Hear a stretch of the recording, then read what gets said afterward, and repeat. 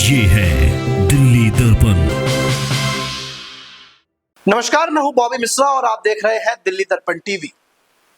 अरविंद केजरीवाल को 15 दिनों के न्यायिक हिरासत में भेज दिया गया है। आज ईडी ने उन्हें राउज एवेन्यू कोर्ट में पेश किया और उसके बाद लगातार जो बातें आ रही थी कि अरविंद केजरीवाल की मुश्किलें बढ़ेंगी या फिर उन्हें कोर्ट से राहत मिल सकता है, लेकिन ऐसा कुछ भी नहीं हुआ। लगातार ईडी के जो अधिकारी हैं कोर्ट में दलील दे रहे थे, ईडी के वकील कोर्ट में दलील दे रहे थे कि अरविंद केजरीवाल जांच में सहयोग नहीं कर रहे। 3 ऐसे इलेक्ट्रॉनिक डिवाइसेस हैं जिनका पासवर्ड दिल्ली के मुख्यमंत्री अरविंद केजरीवाल ने ईडी को मुहैया नहीं कराया। ये ऐसे डिवाइसेस हैं जो मुख्यमंत्री आवास से जब्त किए गए हैं। इसके अलावा मुख्यमंत्री अरविंद केजरीवाल से लिकर पॉलिसी मामले को लेकर के कई सवाल जवाब किए गए। हालांकि ईडी ने इन जवाबों को तलब करने की कोशिश की, लेकिन अरविंद केजरीवाल की ओर से सहयोग नहीं किया गया। ऐसा हम नहीं कह रहे, ऐसा ईडी के अधिकारियों ने कोर्ट रूम में बताया।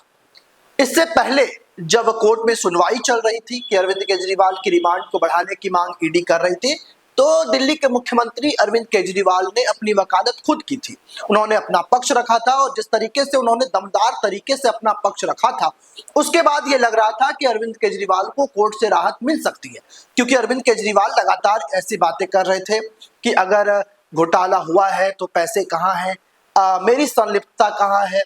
ईडी की तरफ से ये बताया गया कि मनीष सिसोदिया और अरविंद केजरीवाल की मौजूदगी में फाइलों का ट्रांसफर जो है सीएम आवास पर हुआ था।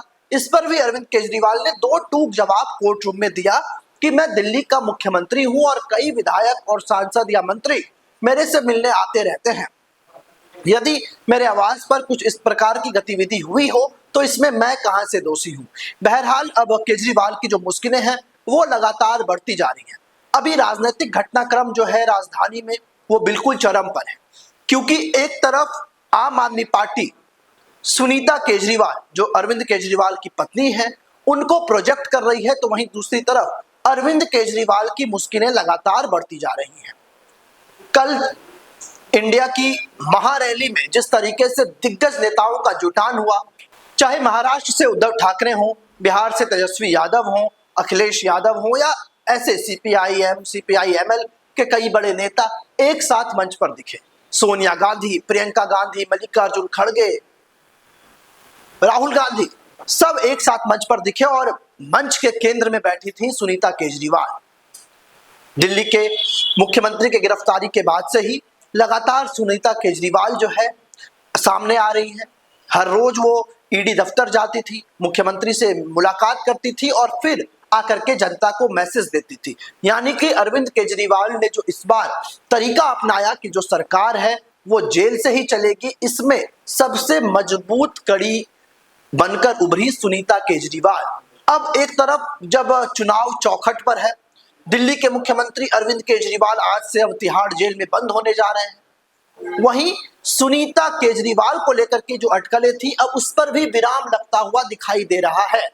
क्योंकि जिस तरीके से पहले अगर बात करें तो आम आदमी पार्टी की ओर से सौरभ भारद्वाज और आतिशी, ये 2 ऐसे नाम थे जो लगातार मुखर होकर के हर बिंदु पर अपनी बातें रखते थे, हर विषय पर अपनी बातों को रखते थे। लेकिन कल अगर बात करें कल की महारैली में, तो जहां एक तरफ सौरभ भारद्वाज मंच संचालक की भूमिका में थे, वहीं आतिशी को पिछली कतार में जगह मिली और प्रमुख चेहरा इस रैली की थी सुनीता केजरीवाल। तो 2 चीजें बिल्कुल साफ हो गई इस चुनाव को लेकर के। अगर हम बात करें तो पहला ये कि दिल्ली के मुख्यमंत्री जहां तिहाड़ जेल में बंद रहेंगे, वहीं दूसरी ओर आम आदमी पार्टी का कमान संभालते हुए सुनीता केजरीवाल दिख सकती हैं। और पूरे जिस तरीके से बात करें लोकसभा चुनाव की, तो उससे पहले सुनीता केजरीवाल को एक बड़ा बूस्ट इस रैली से मिला है, क्योंकि जब हमने बातचीत की सोमनाथ भारती जो लोकसभा नई दिल्ली से उम्मीदवार भी बनाए गए हैं, कई टर्म से पार्टी के विधायक हैं, उन्होंने भी अपने पक्ष रखते हुए यही कहा कि अरविंद केजरीवाल के जेल जाने से हवा का रुख बदल गया है। यानी कि जिस दिल्ली की 7 लोकसभा सीटों पर भारतीय जनता पार्टी के सांसद थे, अब ऐसा नहीं होगा, ये उनके प्रत्याशी खुद कह रहे हैं। यानी कि अरविंद केजरीवाल के जेल में रहने से सीधे तौर पर आम आदमी पार्टी अपना चुनावी फायदा देख रही है। और ऐसे में अगर आने वाले दिनों में यदि केजरीवाल की हिरासत और बढ़ती है और जेल से सरकार चलाने में मुश्किल होती है, तो आप ये तय मान लीजिए कि सीएम की कुर्सी से महज एक कदम पीछे सुनीता केजरीवाल सीएम की बागडोर भी संभाल सकती है। और सिर्फ दिल्ली ही नहीं, देश भर में महागठबंधन के चुनावी रैलियों को संबोधित करते हुए भी दिखाई दे सकती है। क्योंकि कल जो बॉडी लैंग्वेज सुनीता केजरीवाल का रहा, सोनिया गांधी जिस तरीके से उनसे मिल रही थी, दोनों के बीच लंबी बातचीत हुई और हेमंत सोरेन की पत्नी जो है वो भी वहां पर मौजूद थी और दोनों को बैठा करके उसके बाद अगर राहुल गांधी की बात करें, राहुल गांधी का संबोधन हो या अखिलेश यादव का हो, तेजस्वी यादव का हो, सबने उद्धव ठाकरे ने तो ये भी कह दिया कि हमारी दो दो बहनें मंच पर बैठी हुई हैं और जब ये इस सियासी संकट में मुखर होकर के अपनी आवाज बुलंद कर रही हैं तो हम क्यों पीछे रहें। तो यानी कि जो तस्वीरें अभी साफ हो रही हैं वो ये कि सुनीता केजरीवाल को आम आदमी पार्टी ने इंडिया की बड़ी रैली से दिल्ली में प्रोजेक्ट कर दिया है और दूसरी तरफ ईडी की मुश्किलों में दिल्ली के मुख्यमंत्री अरविंद केजरीवाल लगातार घिरते जा रहे हैं। अब देखना होगा कि जब ये न्यायिक हिरासत जो 15 दिनों की है ये पूरी होती है तो ईडी क्या कुछ दलीलें कोर्ट में रख पाती हैं या अरविंद केजरीवाल की ओर से, सरकार की ओर से क्या पक्ष इसमें रखा जाता है। लेटेस्ट खबरों के लिए सब्सक्राइब करें हमारा YouTube चैनल या फिर लॉग ऑन करें www.delhidarpantv.com। खबरों की कवरेज और विज्ञापनों के लिए संपर्क करें।